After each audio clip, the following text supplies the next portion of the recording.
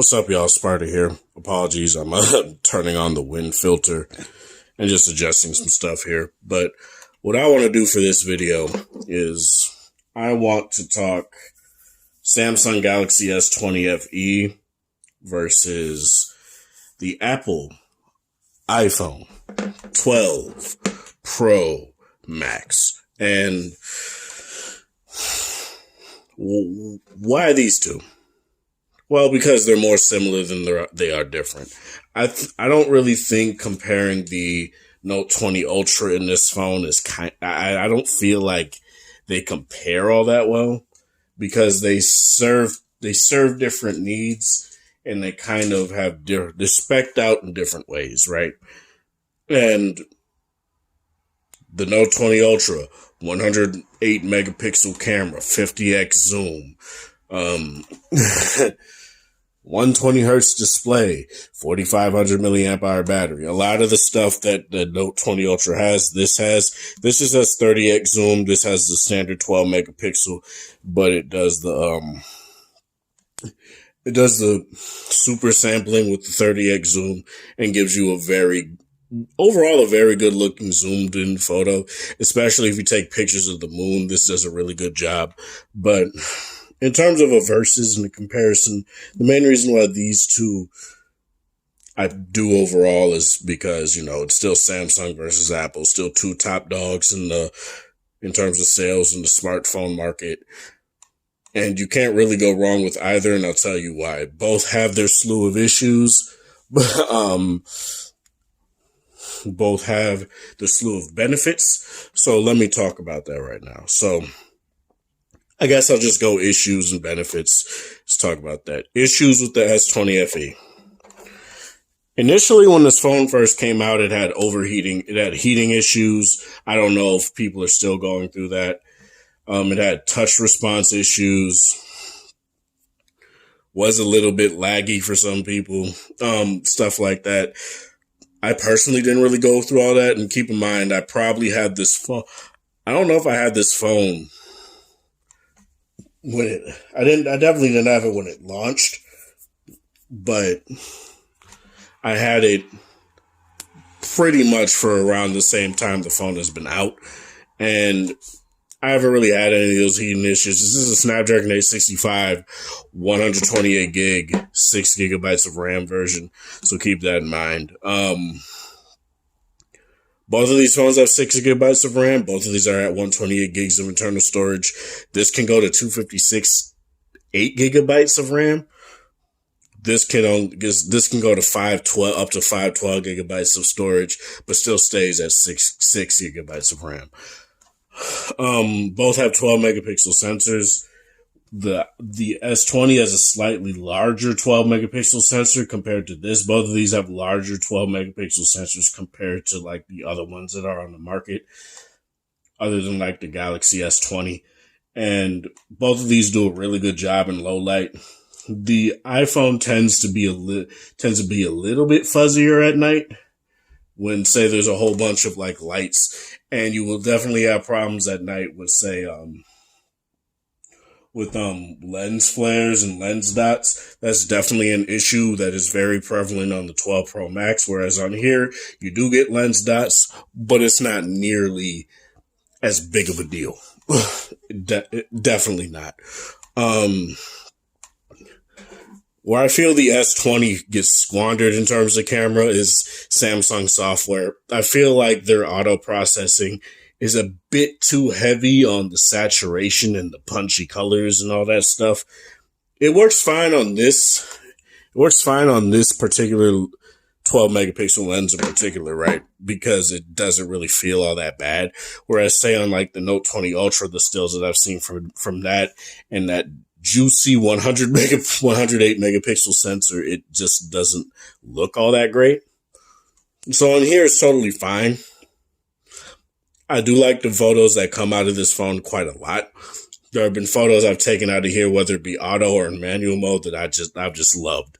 Some of my favorite pictures. But it still has the Samsung problems of old. Say, if you were a Note 5 user, it still makes whites look like piss yellow.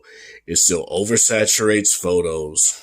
And it just, and it'll overexpose to the heavens. So keep in mind, if you don't like stuff like that, this camera isn't for you, or just shoot in manual mode, but don't adjust any of the settings, and you'll get way better results out of what comes out of that than compared to Samsung's own auto mode.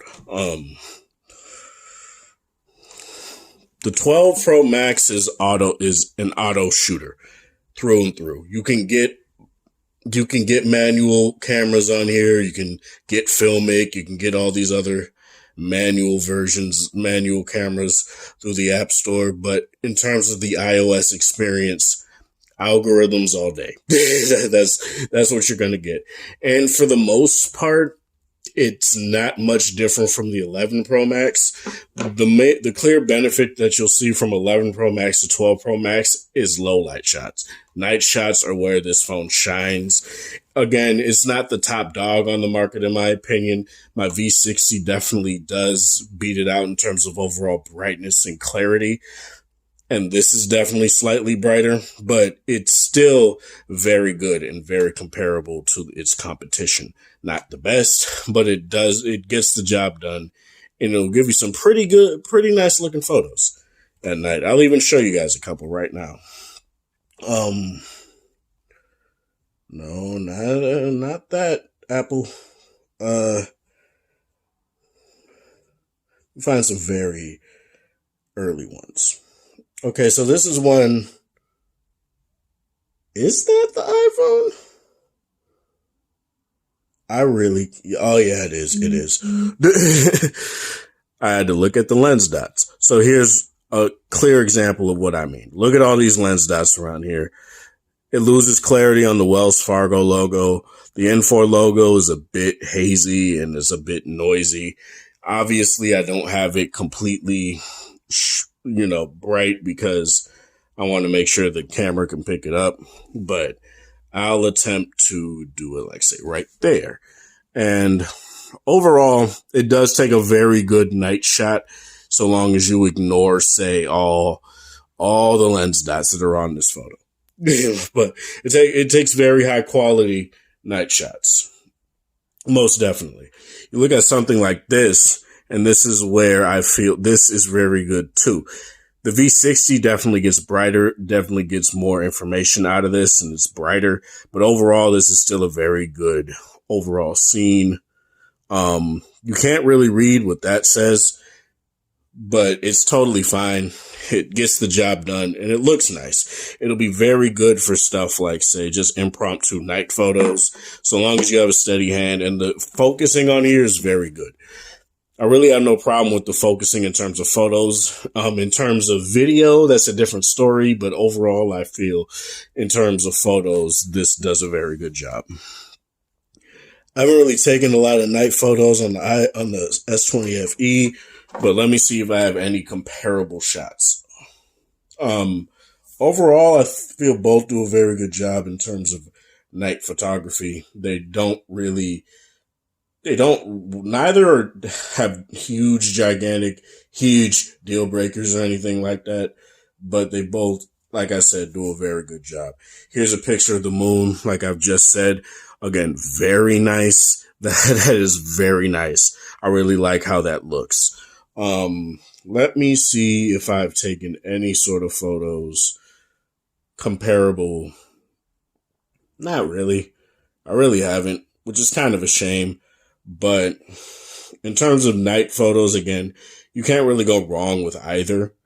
Both have their very particular use. Oh, I guess here's one. Very comparable, like I've said. I do feel the S20FE, from what I can see right here, definitely gets a tad brighter, but it's not to the point where I would say one stomps the other. Trying to see if I have anything else. Nah, that's pretty much it.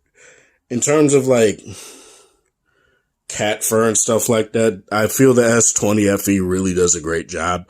This is something where Samsung tends to be very bad where they tend to lose a lot of detail in like cat fur and stuff like that. But in terms of what this looks like, this is my old gal Roxy. She looks really nice from this camera. I really have no real issues with how like it's saturated very well. It really looks like it did at that point in time. So that's really nice. Again, you could get really good shots out the S20FE. You really can. You just can't. There are times where you have to control it and learn the camera. You can't just point and shoot like a lot of tech reviewers seem to think that's the way to go these days. It's just point and shoot and have the camera do all the work for you. I don't know how you guys have these Sony Alphas and these Canon like 70Ds or these EOS R5s and 6s and still think that a phone has to do everything for you. Like, it's so stupid. I guess that's part of Apple's doing and part of Google's doing because of these algorithms, but it's whatever. Video. I slightly like the S20FE more. A little bit more. I feel the mics are better. I feel the overall video stabilization is a tad better on the S20FE. But in terms of like, say, both do the stupid thing of only allowing you to toggle on auto HDR. They don't give you any sort of like option to turn HDR on or off. It's just turn auto HDR on, which is stupid. You don't get any sort of control in terms of that. That's dumb. But in terms of the HDR, I think the iPhone is definitely the best in terms of HDR fluidity. You guys can look at my 4K 60 frames per second HDR test video. It does a very good job. It definitely does have issues where some things look a bit weird and wonky, but it's not to the point where I would say, again, you'd have to pixel peep. You'd have to, really pay attention and look at what they do. But in terms of what the iPhone does, I definitely do feel its dynamic HDR is very good. It's very top tier, something that you would expect from a $12 to $1,400 phone. So that's really nice. But the S20s is very good too. I don't really have any sort of issues with how the S20 handles this video. I feel the mic quality is definitely better on the S20FE. The noise reduction is not nearly as heavy-handed as it is on the iPhone. So that's very nice. And yeah, it's just something that I feel both phones handle very well. I really don't think one is downright better than the other, but in terms of ease of use, I would definitely give it to the iPhone. It does an overall better job, but if you want those manual controls, you definitely got to go to the S20 for that, because it just gives you that right in the camera app, and you don't have to download any sort of like Filmic or anything like that. So that's very nice. One thing I will say about the S20FE, you can't store, it won't by default store 4K 60 frames per second footage on the micro SD card. It stores it to the internal storage for whatever reason. It's so stupid. I don't understand why.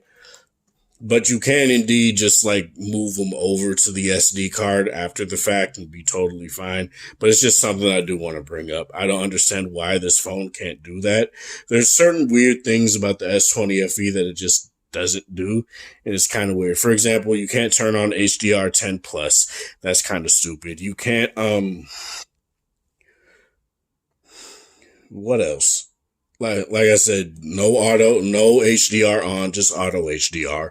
There's a bunch of stuff about this phone that I don't get. When you shoot in RAW with the photos, it puts both the RAW and the photo, the regular JPEG, on your internal storage too.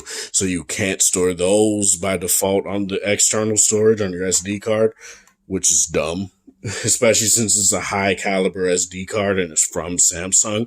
I don't understand why it doesn't do that. I even put it in my V60, did the exact same thing, and the V60 handled it well. I don't understand why the S20FE can't do that. It can't do 8K, but to be completely honest, 8K doesn't really matter at the moment. And the reason that it can't do it is sensor limitations. It's not the phone itself, it's just the sensor is not big enough to handle 8K, which is why the iPhone also doesn't do 8K. So that's just something to keep in mind if you really care about 8K. Neither of these phones do it. And for me personally, that's totally fine. 4K 60 frames per second, really nice. 4K 60 frames per second is what matters to me personally. And both of these deliver. Let's talk about displays. Both of these have 1080p resolutions. This slightly above 1080p. This is also 1080p. Both of them are OLED. 120 hertz versus 60 hertz. 4,500 milliamp hour battery versus a 30. I always forget. I think it's 3680 or something like that. Let me check. Apple always does this where they can literally just make it 3,700 milliamp hours, but they want to make it some stupid number that doesn't really make sense. iPhone 12 Pro Max, GSM Arena,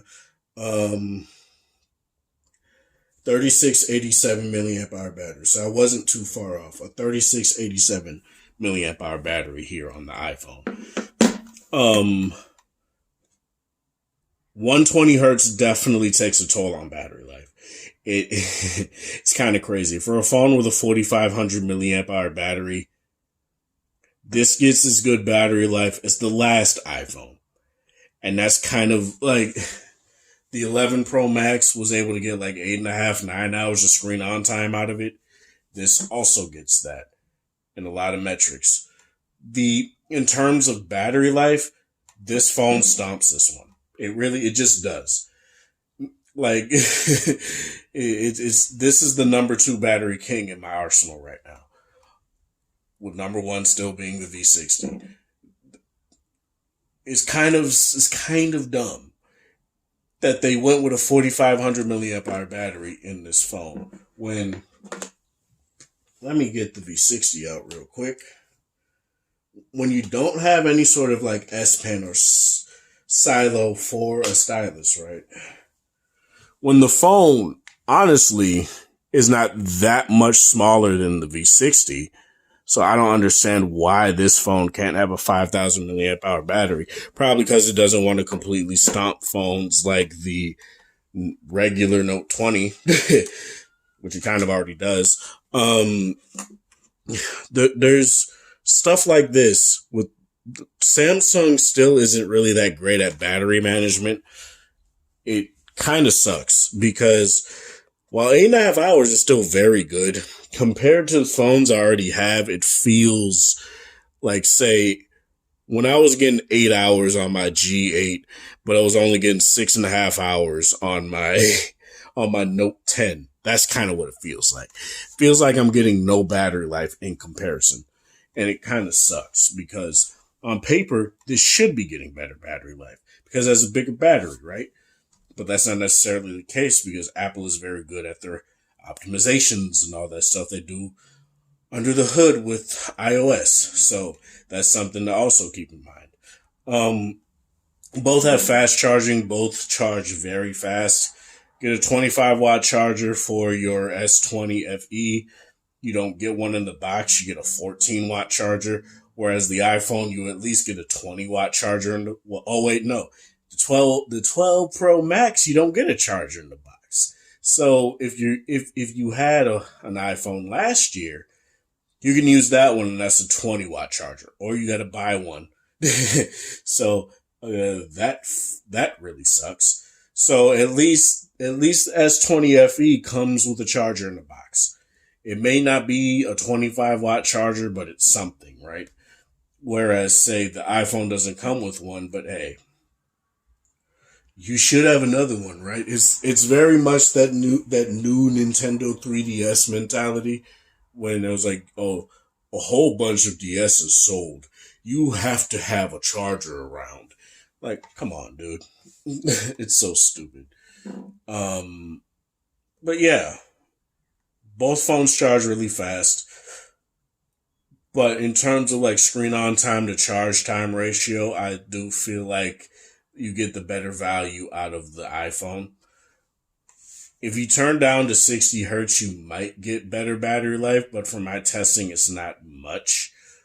You may get like an extra hour or two, but it's to me that's not really worth it. You may as well just keep 120 hertz on and just keep one of the selling points of the phone. Like it's just something that's very weird, right? But overall, in terms of like the display quality, I feel both of them are very nice displays. There are issues with the iPhone display where at the lowest brightness settings, it doesn't really get completely black. You turn off the phone and turn it back on. You can see like a gray flash behind the Apple logo. Like it kind of looks LCD like. There's stuff like that where the iPhone definitely has its problems. But to me, it's not necessarily that big of a deal. A lot of people just have their brightness up anyway. And if I look at them right here, I do indeed see that the iPhone definitely has a bit of more of a grayish look to the background than it does black.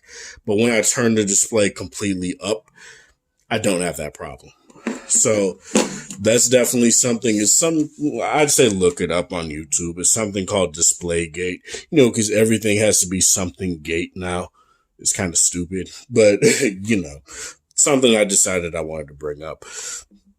In terms of other things I want to bring up, in terms of the camera, there are things, like say there are focusing issues that some people are having. I'm personally not having that much of an issue with focusing.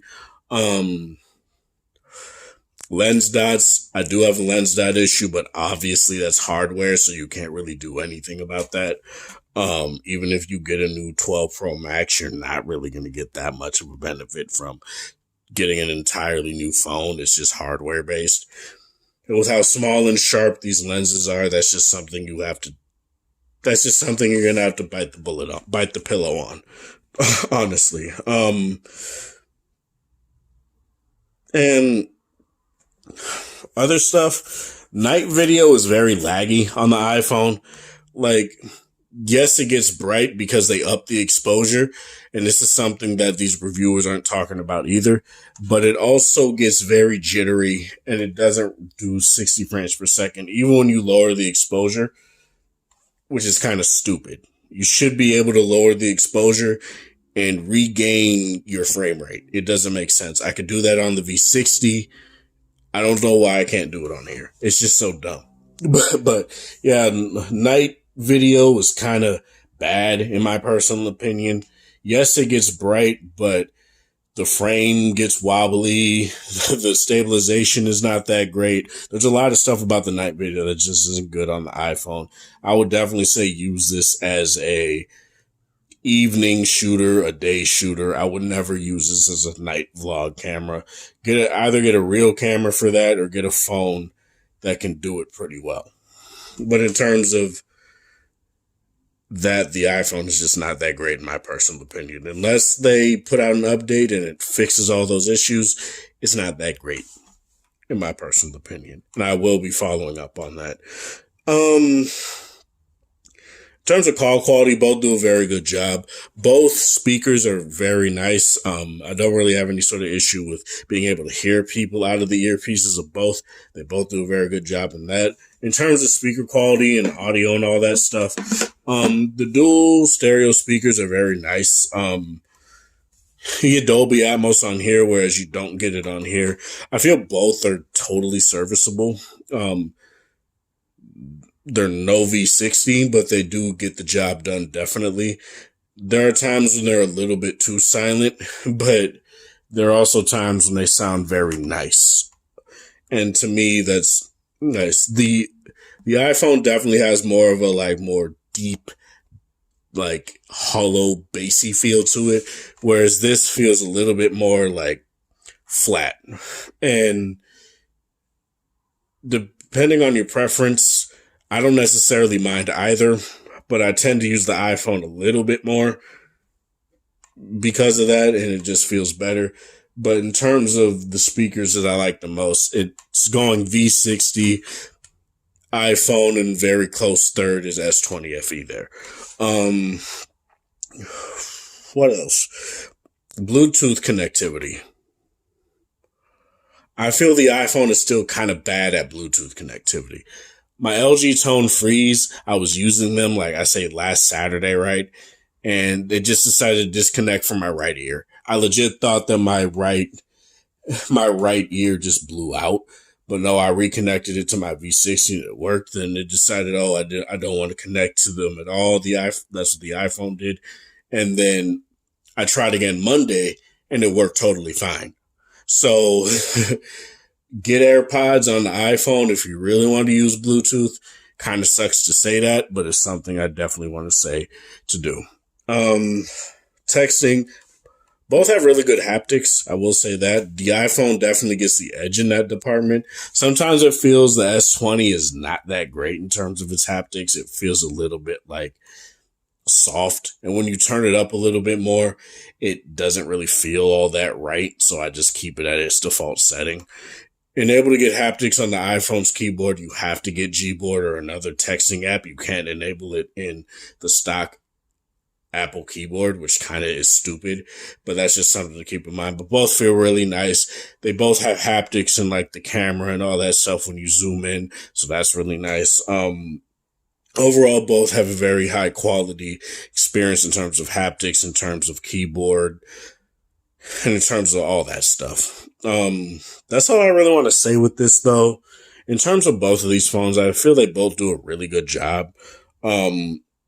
I don't really have any sort of like indicator to say which phone I'd use more than the other. I use V60, 12 Pro Max, and S20FE pretty much the same amount every single day. So I don't really have a preference in terms of what I use, which phone I'll use as my daily. I use all of them as my daily.